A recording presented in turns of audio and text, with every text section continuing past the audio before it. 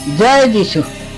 मु तो जीशु विषय किसी जानी दर्शक बंधु कि फिर भी मु गोटे पद कह प्रभु जीशुकर जन्म और आदि जीवन जो सुसमाचार प्रभु जीशुकर जन्म और बाल्य जीवन आलोचना करे ना यह मिठाऊ और मुकर पूर्व अध्याय गुड़िक उल्लेख कर सब सुसमाचार उल्लेख करे जे प्रभु जीशु एक असाधारण भाव में पवित्र आत्मा को मध्य गर्भस्थ होते। यह होची जीशु ख्रीष्टर जन्म आउ वृत्तांत तांको माता मरियम जोसेफ को सहित निबंध होता किंतु सेमानकर विवाह संपन्न हेबा पूर्व मरियम जानी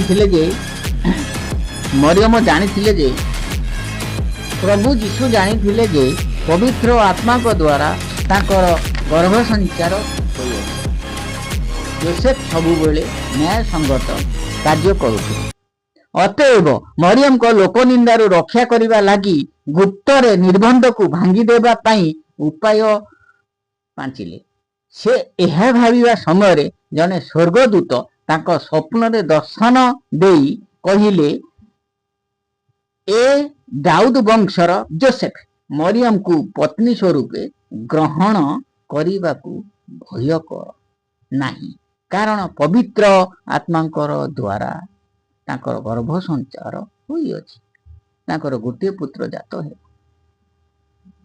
तांको नाम जीशु रखिबे कारण से निज लोक मानक पापरु रक्षा करे। जय जीशु।